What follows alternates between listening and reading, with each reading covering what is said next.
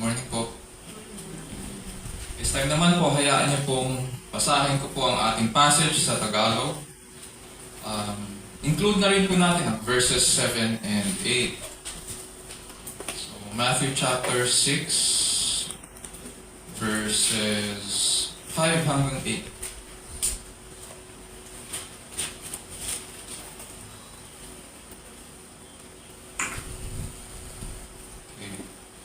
Matthew chapter 6, at ganito po ang sinasabi. At kapag nananalangin kayo, huwag kayong tumulat sa mga mapagpaimbabaw. Mahilig silang manalangin ng patayo sa mga sinagoga at sa mga panulukang daan upang makita ng mga tao. Sinasabi ko sa inyo, tinanggap na nila ang kanilang gantimpala. Ngunit kapag mananalangin ka, pumasok ka sa iyong silid at isara mo ang pinto sa kakamanalangin sa iyong ama, sa iyong amang hindi mo nakikita. At gagantihin ka ng iyong amang nakakakita ng kabutihang ginagawa mo ng lihim. Sa pananalangin ninyo'y huwag kayong gagamit ng napakaraming salita, gaya ng ginagawa ng mga hempil. Ang akala nila'y pakikinggan sila ng Diyos dahil sa dami ng kanilang salita. Huwag ninyo silang tutularan, sapagkat alam na ng inyong ama ang inyong kinakailangan bago pa ninyo hingin sa Kanya. Ito po ang salita ng Diyos, purihin po ang ating Panginoon. Nandito pa rin po tayo sa ating series on biblical warnings against problematic prayer. For today, ang pag-aaralan po naman natin ay ang passage natin sa Matthew chapter 6, verses 5 to 8. At ang title ay Beware of Praying for Show and Using Meaningless Repetitions. Ang Westminster Shorter Catechism of 1648 ay isang historic Christian document na naisulat ng mga pastors po ng Reformed Churches ng Scotland, England at Ireland. At ang form nito po ay nasa question and answer. Ginagawa nila ito noon para magturo, para mas madaling magturo, hindi lamang sa mga members, pero para po sa mga kabataan.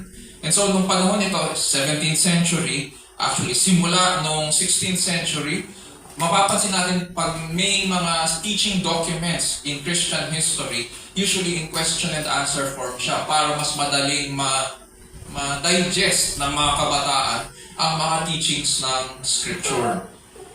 At isa sa mga documents na ito ay ang Westminster Shorter Catechism. At sa question number 1 ng Westminster Shorter Catechism, ganito po ang tinanong, o ganito ang tanong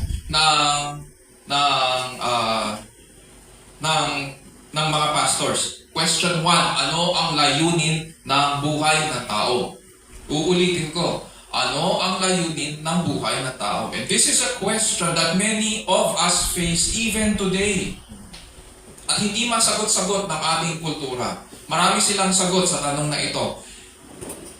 Ano ang layunin ng buhay ng tao? Answer. Ang layunin ng buhay ng tao ay luwalhatiin ng Diyos at magalak sa Kanya magpakailanman. Yun lang. Yun lang ang sagot sa layunin ng buhay ng tao. Ang ultimate existence therefore ng tao ay maka-fellowship ang Diyos at luwalhatiin siya sa ating mga buhay. To enrich our fellowship with Him, God has graciously given us the gift of His Word and of prayer. So sa pamamagitan po ng Kanyang salita, pinapahayag niya ang Kanyang sarili, binabago tayo at lalo natin siyang nakikilala. Sa pamamagitan naman ng pananalangin, nakakatugon tayo sa Diyos at naipagpapatuloy natin ang pakikipag-usap na siya ang nagsimula sa paghayag ng Kanyang sarili. Therefore, may dalawang bagay na binigay sa atin ang Diyos para sa communication process natin sa Kanya. Unang-una ang Kanyang salita. Doon niya pinahayag ang Kanyang sarili at doon siya nag-initiate na ipakilala ang Kanyang sarili. At pangalawa, binigay niya sa atin ang pananalangin para maipagpatuloy ang prosesong ito at para makausap natin siya at makatugon tayo sa Kanya. Mga kapatid at kaibigan, ang Diyos ay banal at matuwid sa Kanyang mga gawa. Alam niya ang ating mga kailangan, alam niya ang ating pinagdadaanan. And He desires for us na i-express natin ito sa Kanya. However, prayer can sometimes become a routine. Yun yung problema sa atin. Imbes na ma-appreciate natin ang pagpapalang ito at paghandaan ang paglapit sa Kanya, ang nangyayari sa atin ay dire-diretso na lang na parang walang halaga ang mga bagay na ito. Imbes na lumapit ng may katapatan at malinis na kamay, lumalapit tayo ng may masamang hangarin pa. Minsan ginagamit pa natin ang mga bagay na ito para sa mga makasarili nating paraan. At kapag hindi ito nagbago, the consequences can be very disastrous for us. Ganito po ang naging problema ng mga Christian Jews at the time na sumusulat si Pastor James sa kanila. Sa James chapter 4 verses 1 to 4, naging ganito po ang babala ni James doon sa mga kausap niyang Christian Jews. Pakinggan po natin siya. James chapter 4 verses 1 to 4, what is the source of quarrels and conflicts among you? By this time, yung community, this is a Christian community composed of yung mga Jews. And nagkakagatan sila, nag-aaway sila, hindi sila magkasundo. At ganun yung panimula ni Pastor James. What is the source of quarrels and conflicts among you? Is not the source your pleasures that wage war in your members? You lust and do not have, so you commit murder. You are envious and cannot obtain, so you fight and quarrel. You do not have because you do not ask. You ask and do not receive, because you ask with wrong motives, so that you may spend it on your pleasures. You adulteresses, do you not know that friendship with the world is hostility toward God? Therefore, whoever wishes to be a friend of the world makes himself an enemy of God.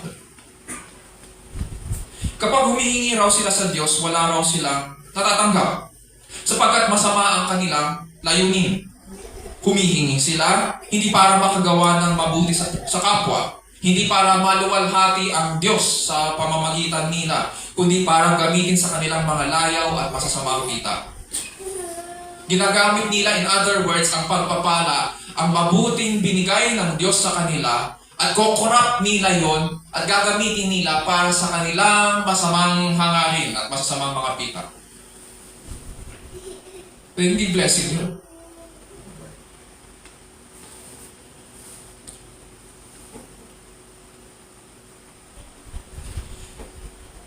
At sabi ni James, ito raw ang ugat ng kanilang mga alitan at iba't ibang uri ng mga away sa loob ng kanilang church.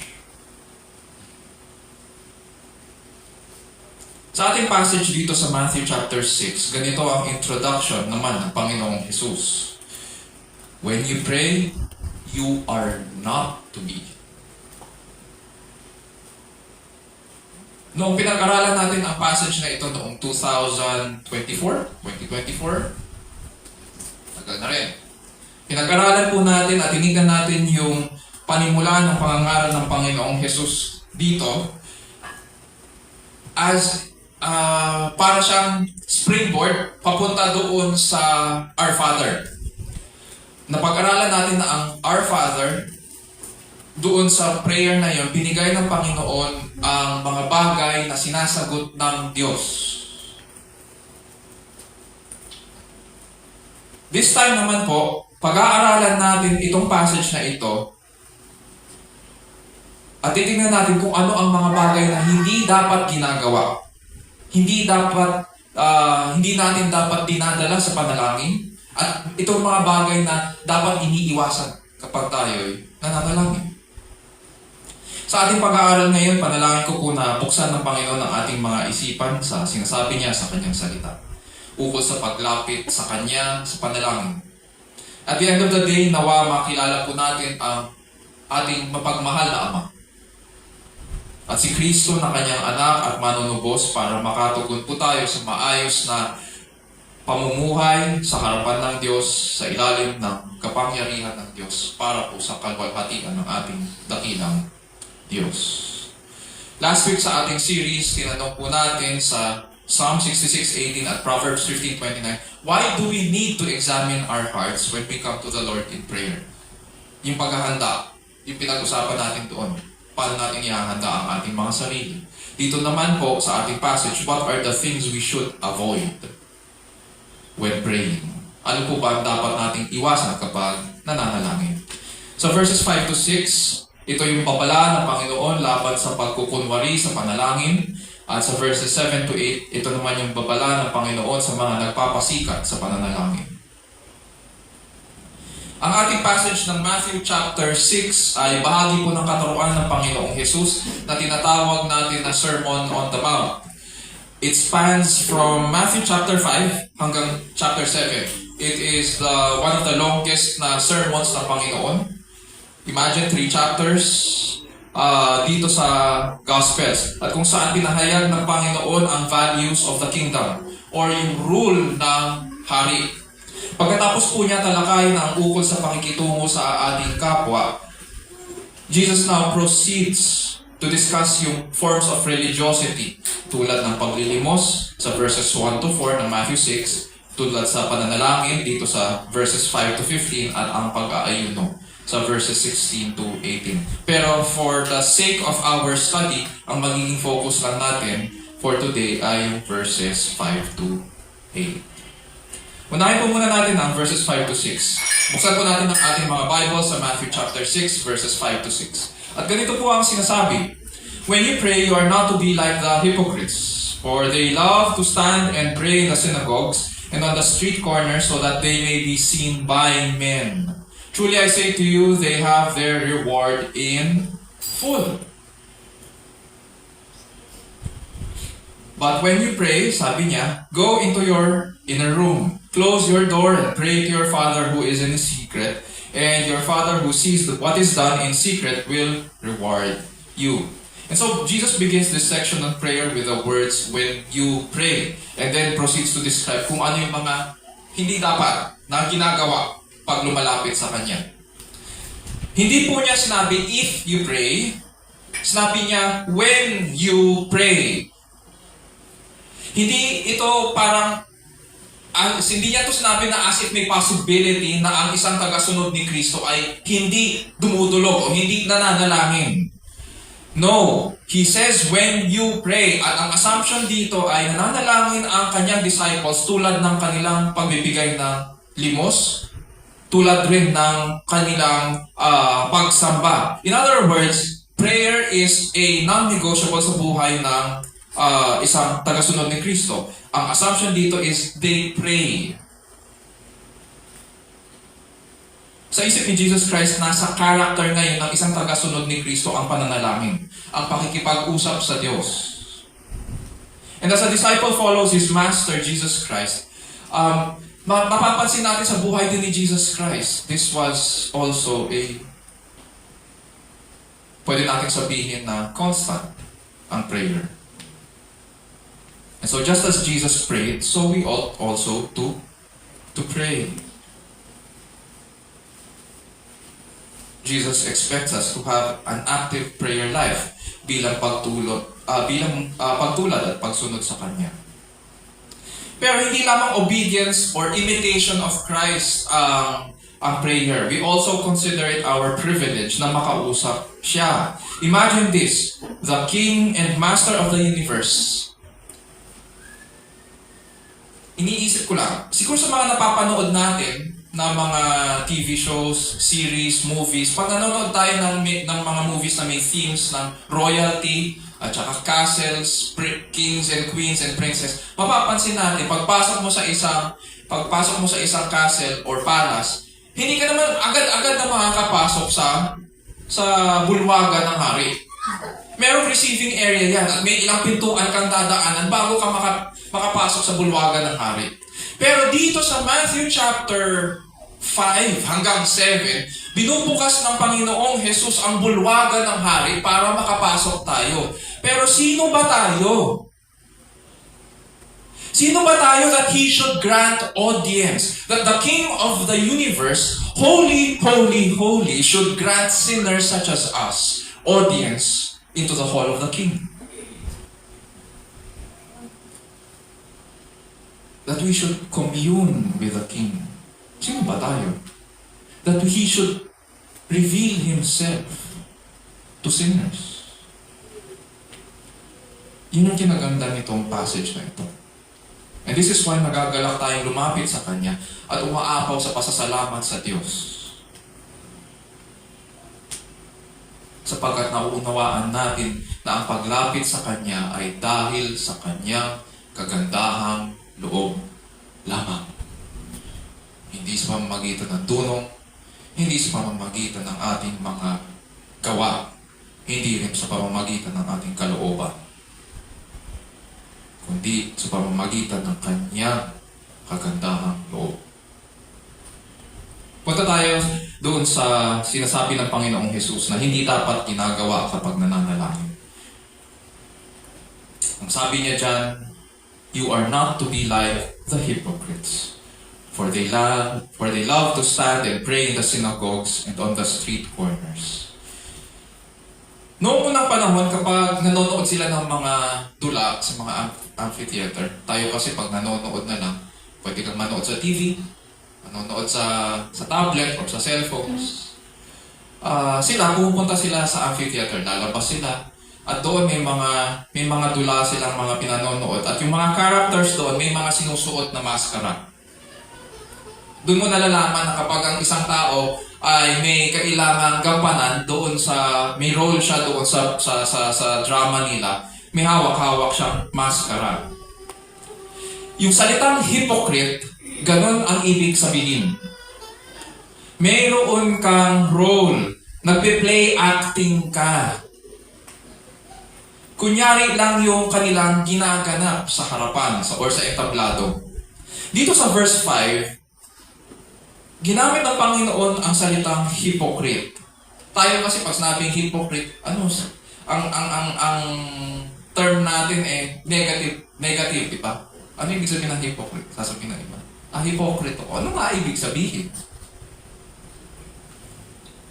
Sino kaya yung tinutukoy dito ng Panginoong Hesus na mga hypocrites? Or nagbe-play acting? Sabi po niya, for they love to stand and pray in the synagogues and on the street corners so that they may be seen by men. It would seem na mayroong mga mangilan-ngilan noong panahon nila na ang ginagawa ay nananalangin sa public places. Tulad ng mga synagogues at mga tabi ng kalsada. Sidetrack muna tayo. Ano ba itong synagogue na ito? Ang synagogue po ay katumbas ng barangay hall sa panahon natin. Barangay hall. Dito po nagtitipon ang mga matatanda ng mga villages o mga barangay. Sila yung mga kalalakihan na kinikilala sa kanilang village na may wisdom. At pinag-uusapan nila ang problema ng village, hindi lamang problema ng village na kailangan resolbahin, pinag-uusapan din nila ang scriptures. Nagpa-Bible study sila. Doon ginaganap yon sa tinatawag natin na synagogue. At mayroon silang leader doon. Pero ayon sa Panginoong Hesus, may mga nagpupunta daw doon sa synagogue at saka sa mga public places na nag-a-acting lang. Pe-play acting lang siya. Na kahit maingay at maraming tao, tatayo sila sa isang sulok, magpe-pray. Hindi para makausap ang Diyos, kundi para mapansin ng iba. Hinahabol nila ang papuri ng iba. Ay, si ganito, pala panalangin pala. Ay, mature pala siya. Gusto na, sa panahon natin, gano'n lang katumbas yun yung gusto nating term, mature. Ay, godly siya, makadiyos siya. Yan ang model Christian. Sa mata ng tao, makadiyos po sila. Pero sa mata ng Diyos, sila ay mapagkunwari. Sila ay mapagpaimbabaw.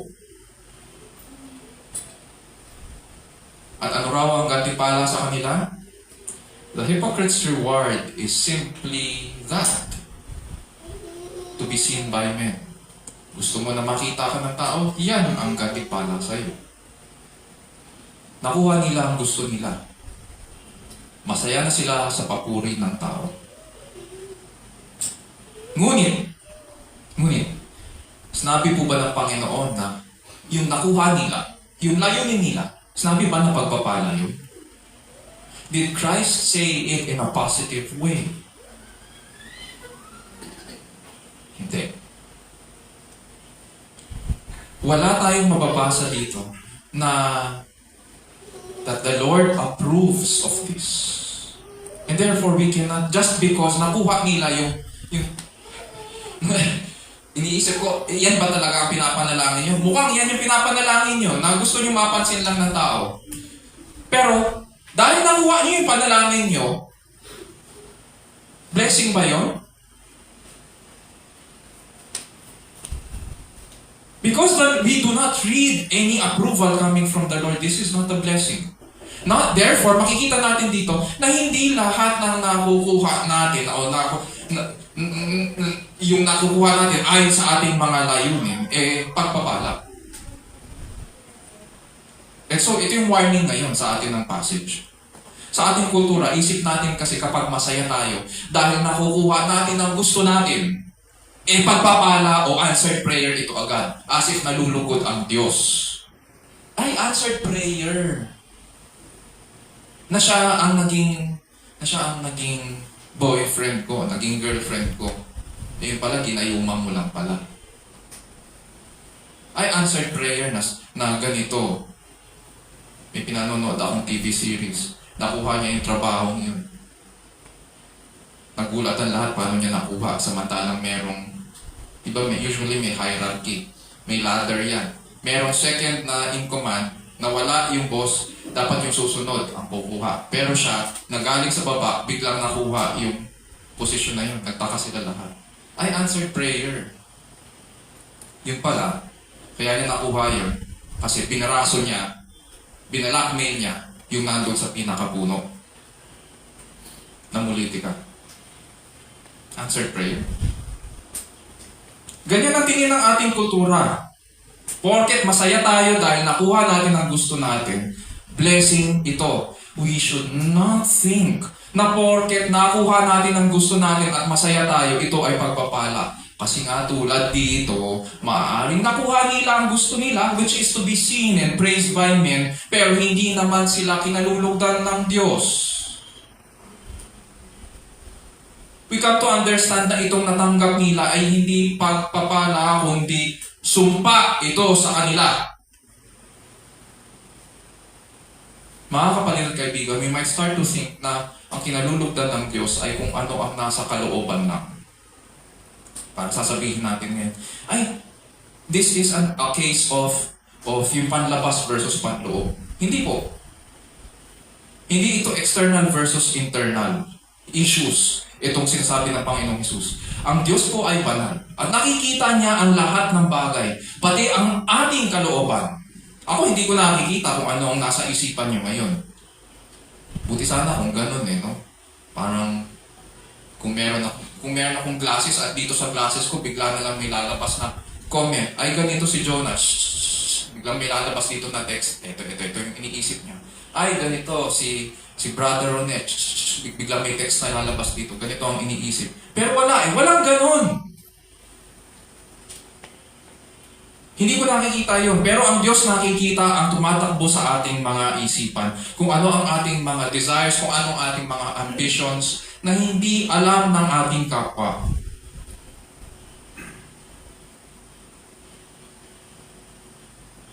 Sabihin natin nakatanggap po tayo ng urgent message to pray. At maliit ang lugar.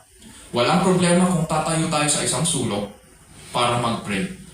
Kung sincere tayo sa pagdulog sa Panginoon para ipag-pray ang nangangailangan.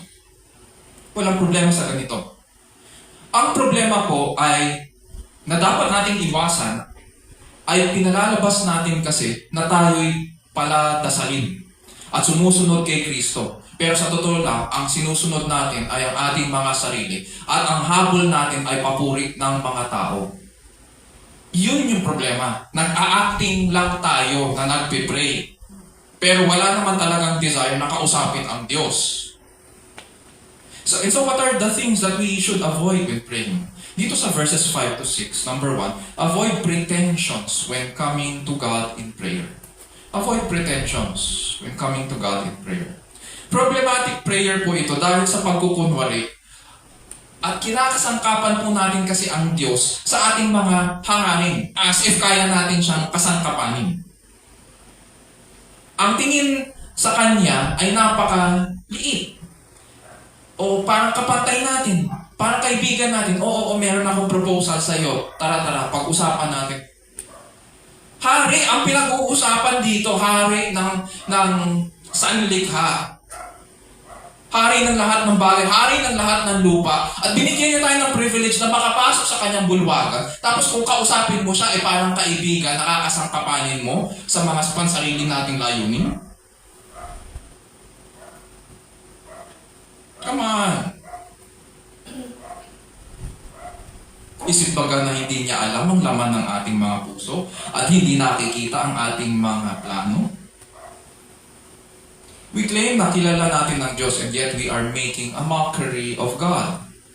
Lumalapit tayo sa Kanya nang walang respeto. And then we fool ourselves na answered yung prayer. God is not mocked. Hindi uubra sa Kanyang pagkukunwari. Punta tayo sa verses 7 to 8. Sabi dyan, and when you are praying, rather, do not use meaningless repetition, as the Gentiles do, for they suppose that they will be heard for their many words. So do not be like them, for your Father knows what you need before you ask Him. Ang galing ng Panginoon, kasi pag tinignan natin yung verses 5 to 6, na-imagine ko yung dami ng tao na nakapaligid sa Kanya dito. Mix yan. May mga Hudyo, may mga Hentil. Sa verses 5 to 6, ang sinundot-sundot niya yung mga Hudyo. Dito sa verses 7 to 8, ang pinopoke niya ngayon yung mga Hentil. Which means, and which tells us, na pag tinignan natin, fair ang Panginoon. Nakikita niya, parehong makasalanan dyan. Wala pinapaboran. And when you are praying, sabi niya, do not use meaningless repetitions. So makikita natin dito sa verses 7 to 8, yung second things that we need to avoid. Avoid meaningless repetitions when coming to God in prayer. Noong panahong ito, kilala ang mga pagano. Pag sabing pagano or mga Gentiles, those who are not Jews, mga Greeks and Romans ang tinutukoy dito. Sa mga mahahabang panalangin kapag humaharap po sila sa mga ribulto nila. At ang ginagawa po nila, binabanggit nila yung pangalan ng ribultong yun paulit-ulit. Malamang nakapanood na tayo ng ganun. Yung may mga Greek themes at saka Roman themes na mga shows. At kapag haharap sila doon sa napakalaking ribulto nila, binabanggit nila ang pangalan ng ribultong yun. Hindi lang yun. Paulit-ulit din nila. Magpapatong-patongin nila yung title nung ribultong yun. Halimbawa, ruler of the Aegean Sea, king of ganyan-ganyan, holder of lightning. Kung ano-anong mga sinasabi. Isip nila makukuha nila yung atensyon at pabor ng kanilang Diyos-Diyosan pag ginamit nila yung mga ganong salita. Therefore, anong ibig sabihin? Isip nila, kaya nilang utuin yung kanilang Diyos-Diyosan sa pamamagitan ng pagsambit ng kanyang pangalan at yung patong-patong na mga titulo doon sa pangalan ng kanilang Diyos-Diyosan. Ang sinasabi dito ng Panginoong Jesus, hindi tayo dapat parang mga pagano. Maliwanag siya dyan. When you are praying, do not use meaningless repetition as the Gentiles do. Hindi genie ang kausap natin. Na parang nagpapa-impress tayo o inuuto ang Diyos sa paggamit ng paulit-ulit, ng paikot-ikot at mabubulaklak na pakaraming salita. Hindi maliit ang Diyos. At hindi rin siya sobrang laki. May nakita akong video kahapon. Sabi ng itong pare, sa pag-aaral daw niya sa seminary, na-realize niya na ang Diyos ay napakalaki, napakalawak, na hindi natin maarok ang kanyang ang kanyang katangian. Oo, nandun na ako na malawak at malaki ang Diyos. Pero pinahayag din niya ang kanyang sarili. And therefore, kung paano niya pinahayag ang kanyang sarili sa kanyang salita, ito ay pagpapala para sa atin. He did not leave us na grasping for nothing at hulaan natin kung sino siya. Pagpapala ang kanyang salita sa atin. Mga kapatid at kaibigan, ang problema sa mga ganitong prayer ay nag-uugat kasi ito sa maling pagtingin sa Diyos.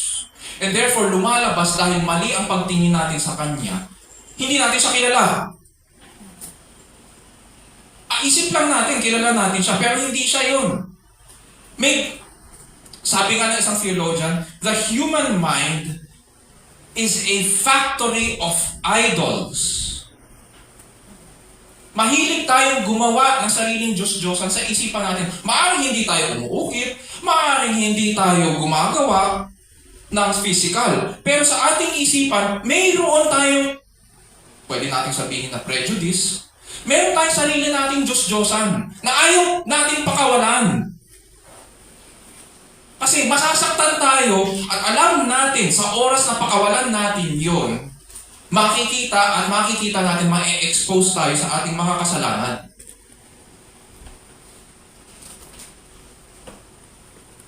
Maliit ang tingin ng mga matatandang Hudyo sa Diyos. Nung panahon ito, isip nila na hindi sila kita ng Diyos, kaya nagkukunwari ngayon sila, play acting sila para ma-impress ang tao. Ang mga pagano naman, dahil alam nila nakita sila ng kanilang Diyos-Diyosan, bagamat wala namang mata, akala nila nakikipag-usap sa kanila, wala namang bibig. May tenga, hindi naman nakakarinig. Pero ang ginagawa ng mga hentil, inuuto nila ang kanilang Diyos-Diyosan na hindi naman buhay. Ganon din ang ginagawa natin sa mga Diyos-Diyosan na nasa ating isipan. Hindi naman yan buhay, pero pinanghahawakan natin yan na para bayang buhay. Dito sa ating passage, 3 beses pinahayag ng Panginoong Jesus na ang Diyos ay ating Ama. At kapag paulit-ulit ang isang salita sa Bible, this is something that we need to listen to. It's important. Ang King and Master of the universe, pinahayag niya ang kanyang sarili bilang mapagmahal na Ama. Kanino? Sa atin? Na walang ginawa kundi magkalat ng kasalanan dito sa lupa?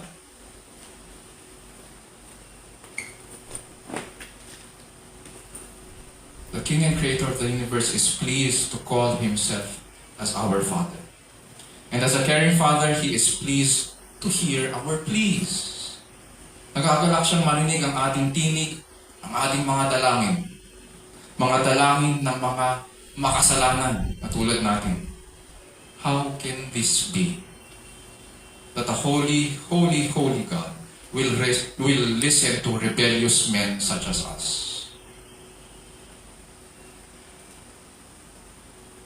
Alam naman natin sa justice system, hindi ka pwedeng basta-basta na humarap sa husgado. Hindi ka pakikinggan basta-basta niyan. Pero it's amazing how God, who is higher than the courts, will listen to unrighteous people such as us. Bago po mamatay ang Panginoong Jesus, sinabi po niya sa Ama, My Father, if this cannot pass away, unless I drink it, your will be done. Ang tinutukoy niya dito, yung if this cannot pass away, ay yung sorrow. Yung sorrow ng kahatulan at kamatayan na kailangan niyang inumin para sa atin. Dahil sa ginanap ni Kristo, sa pamamagitan po ng kanyang kamatayan, napawi po ang galit ng Diyos. In the Bible, we have 2 types of cups. Tayo, ang iniinom natin tuwing Lord's Supper, ito po yung saro sa kanyang dugo. Ito po ang paalala ng hindi lamang kaligtasan, kundi kagalakan sa atin ng Diyos. Saan yung isang saro? Yung saro ng kahatulan at kamatayan. Si Kristo ang uminom nun. Hindi tayo. Hindi tayo. Hindi pinainom sa atin yun. Dahil kay Kristo, hindi kaaway ang tingin sa atin ng Diyos. Dahil kay Kristo, binilang po tayo sa sambahayan ng Diyos. Kinupkup niya tayo at binilang ng mga anak, mga rebelde, mga suwail, at dahil kay Kristo, tinuring tayong mga anak. See what kind of love, sabi ni Apostle John, the Father has given to us, that we should be called the children of God. Because of the accomplishment of Christ the Son, kinalulugdan ng Diyos na ipahayag ang kanyang sarili bilang ating Ama. And this is why we love and faithfully follow Christ. And this is why we can also relate to God our Father in heaven. And because God is our Father, hindi natin kailangan mangapa o hulaan kung sino siya at ang kanyang mga katangian kapag lumalapit tayo sa pananalangin. He has revealed in His Word how we, His children, can approach Him. So now, how do we do so? How do we approach Him in prayer? Alam na natin kung ano yung dapat nating iwasan. Paano na ngayon? Number 1, verse 6. But when you pray, sabi niya dyan, go into your inner room, close your door, and pray to your Father who is in secret. And your Father who sees what is done in secret will reward you. So how do we approach God? We approach God our Father to commune and submit to Him. We approach to commune and submit to Him. Yun yung purpose. Sabi po ng isang theologian, prayer is opening one's life to God. It is being willing to accept His will in our lives. Dahil pinahayag niya kung paano tayo lalapit at kung ano ang kanyang kalooban sa kanyang salita. Therefore, may responsibility tayo na alamin ito. Pag-aralan ito. And then, pag lumapit tayo sa kanya, pasakop tayo sa kanya ayon sa kanyang salita. Ganun ang pananalangin. At napakabuti ng Diyos dahil pinahayag niya ito. And now we might start to think na ang issue sa verse 6 ay public versus private prayer. Baka kasi sinasabi dyan, go to your inner room. So ang problema ay, paano kami pa sa church? Public to. Maramihan kami kung nagpe-pray tuwing Sunday. Hindi po ito issue ng public versus private prayer. Sapagkat maraming instances sa New Testament na may public prayer. Katulad sa Matthew 18:19-20, Acts 1:24. Hindi rin ito issue ng location. Ang issue ay bakit ka ba nananalangin? It's about attitude. It's about your motive kung bakit tayo lumalapit sa Kanya. Think about it. Bakit ka dudulog? Kung saan maingay at maraming tao. Bakit gusto mo kung saan maraming distraction? Kung saan maraming temptation at hindi ka makakapag-focus? Unless ang totoong motibo mo ay hindi talaga lumapit sa Panginoon. Pinalalabas mo lang na ganun para maraming makakita. Pero wala ka naman talagang willingness na tanggapin ang kalooban niya. And so for you, it's all just a show. So anong evaluation dito? Kitang-kita ng Diyos ang iyong kalooban. And sadly, puro panlabas ka lang. Walang magandang makikita sa kalooban. Ang panalangin na kinalulugdan ng Diyos ay malayo po sa mga mata at ingay ng mundo. Maaaring hindi kita ng mga tao, ngunit hayag sa Kanya ang pagnanais na makausap siya at sumunod sa Kanya. It is about opening our life to God and accepting His will. The question is, are we ready to submit to His will? Number 2, verse 8. We approach God our Father with confidence or by faith because He knows what we need. We approach God our Father with confidence or by faith because He knows what we need. Sabi ng Panginoong Jesus sa verse 8, Your Father knows what you need before you ask Him. So He loves us and cares for us very much. Again, tanungin natin, bakit pa tayo nananalangin? Ano ba ang motive? Unang-una, hindi po tayo nananalangin para ipaalam sa Diyos. Kaya tayo nag-i-express, hindi para ipaalam sa Kanya kung ano yung kailangan natin. Hindi tayo nandyan para inform siya as if parang hindi niya alam or wala siyang alam. Hindi yun. We do not need to inform God. He does not need our information. Ay, alam niya ang ating pangangailangan. Hindi natin kailangan mag-alala, hindi natin kailangan mangamba, hindi natin kailangan magpa-impress sa Kanya. Sabi pa nga, we can cast all our cares upon Him because He cares for us. So kaya tayo nananalangin because we are commanded as children to come to Him. He wants us to seek Him and bear our hearts to Him, to share our burdens to Him, to find our strength and hope in Him, so that we are always reminded that He is the Father who loves you and me. At the same time, He wants us to understand na willing siyang mag-provide para sa atin. Maaari tayong manalig sa Kanya at lumapit sa Kanya. And so, as we apply these things, tandaan po natin ang sinabi sa Psalm 119 verse 11. Your word I have treasured in my heart, that I may not sin against you. Mga kapatid at kaibigan, God is our Father. Therefore, hindi natin kailangang hulaan para malaman ang kalooban niya pagdating sa pananalangin. Pinahayag niya sa kanyang salita ang kanyang kagandahang loob. Nakikinig siya sa ating mga dalangin. And as His children, it pleases Him to reveal Himself to us in His Word, listen to our prayers when we approach Him. Therefore, dapat nating iwasan ang mga bagay na ito. Dapat nating iwasan ang ginagawa ng mga mapagkunwari na inuuna ang pagpapa-impress sa tao gamit ang pagpapala ng pananalangin. God, and let us avoid these pretensions when coming to God in prayer. And rightly approach God our Father to commune and to submit to Him. These are the things we should avoid when praying. Beware of praying for show and using meaningless repetitions also. Let us persist in coming to God in rightful prayer because He loves to hear the prayers of His children. Mga kapatid, isa puso natin ang mga bagay na ito at iukol natin ang ating sarili sa dakila at mapagmahal na Panginoon. Time na namin.